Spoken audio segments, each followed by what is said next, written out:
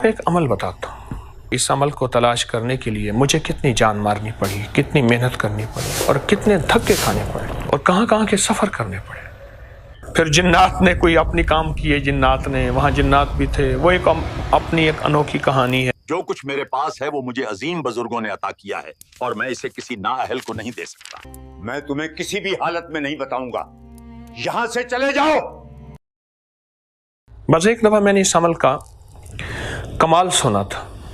جو شخص یہ عمل کرتا ہے وہ کبھی بیمار نہیں ہوتا اور اس کی تمام نسلیں قیامت تک کبھی غربت کا سامنا نہیں کریں گی۔ بس مجھے ایک اندر شوق لگا اور پھر میں نے یہ عمل تلاش کیا۔ پتہ چلا کہ سندھ کے فلاں جگہ فلاں ایک گوٹ ہے، فلاں جگہ وہاں ایک درویش ہے۔ بسم اللہ الرحمن الرحیم، الحمد للہ رب العالمین، الرحمن الرحیم، مالک یوم الدین، ایاک نعبد و ایاک نستعین۔ ان کے پاس یہ عمل ہے اور اس کی اجازت انہیں ایک خاص درویش سے ہے۔ ان کی اجازت ہوتی ہے تو اس کی تاثیر ہوتی ہے۔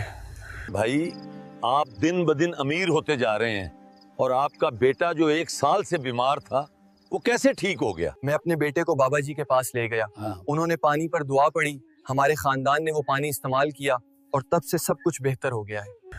اور بس سورۃ فاتحہ کا عمل ہے کوئی، بس یہ تھا۔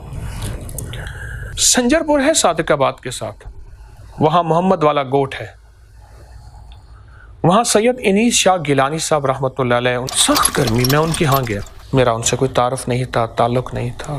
ایک سفر کیا، دوسرا کیا، پھر آگے تانگے میں بیٹھا، ان کے گاؤں میں گیا، گوٹ میں گیا، بستی میں گیا، ان سے ملاقات ہوئی کہ فلاں صاحب جو ہیں وہ آپ کے جاننے والے ہیں، اگر آپ فرمائیں گے تو وہ مجھے اس عمل کی اجازت دے دیں گے۔ جمعے کا دن تھا، مجھے یاد ہے چھوٹے چھوٹے پیاز تھے، شوربہ تھا، وہ پکے ہوئے آئے۔ مجھے انہوں نے پوچھا، ان کے خادم نے، کہ جی براہ کرم تر کریں۔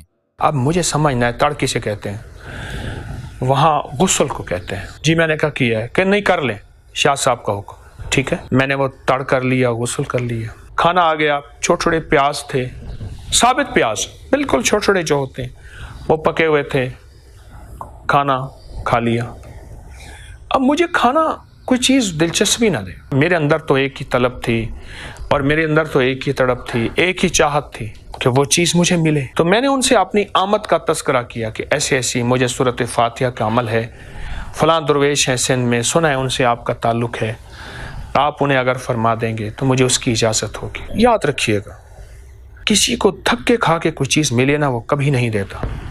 ایک صاحب نے لکھا اپنے کالم میں، بڑی عجیب بات لکھی، جو سیلف میڈ لوگ ہوتے ہیں نا، وہ زمانے کی ناگواریاں، دھکے، دشتی ترشی اور ناگواری زمانے کی نفرتوں سے اوپر بڑھتے ہیں۔ سیلف میڈ لوگ ہوتے ہیں، نفرتوں سے اوپر آتے ہیں، پھر دو میں سے ایک ہو جاتے ہیں، یا وہ ویسے ہو جاتے ہیں کہ زمانے نے ہمارے ساتھ نفرت کی تھی، ہم بھی ان کے ساتھ ایسے کریں، یا کہتے ہیں نہ، زمانے میرے ساتھ نفرت کی تھی پر میں نفرت نہ کروں۔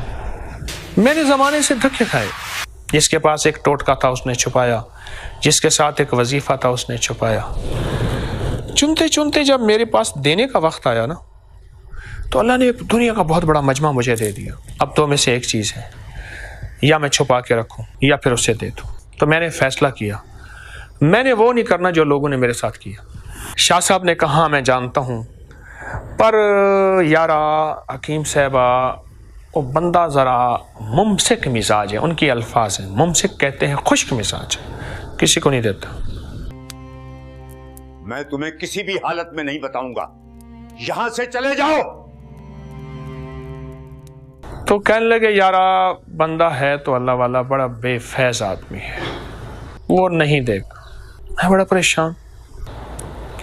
اچھا میں نے کہا آپ تھوڑی سی اگر سفارش کر لے، چل بابا اگر ہماری سفارش سے تیرا کام بنتا ہے تو خط لکھا، اور تفصیل سے خط لکھا کہ یہ ایک جوان، یہ لفظ مجھے یاد ہے، یہ جوان ہے، اسے بڑی طلب ہے، یہ میرے پاس آیا ہے، میرے پاس اور کچھ نہیں ہے، نسبت آل رسول ہے، یہ الفاظ ہیں، وہ خط۔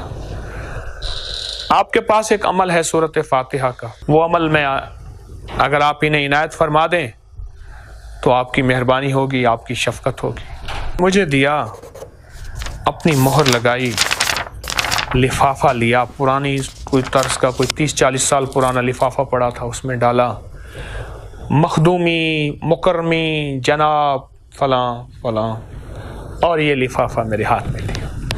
वो लिफाफा नहीं था, मेरे लिए बड़ी कायनात थी। अब अगला सफ़र बड़ा मुश्किल सफ़र था, सख्त गर्मी थी। पता चला कि वहाँ एक बस जाती है और वो बस सुबह जाती है, एक शाम को वापस आती है। खैर उस बस का पता किया तो उसने कहा जी वो बस सादकाबाद से नहीं मिलती, आप यहाँ से फ़लाँ सिंध के शहर में जाएं, वहाँ से आगे एक बस मिलेगी।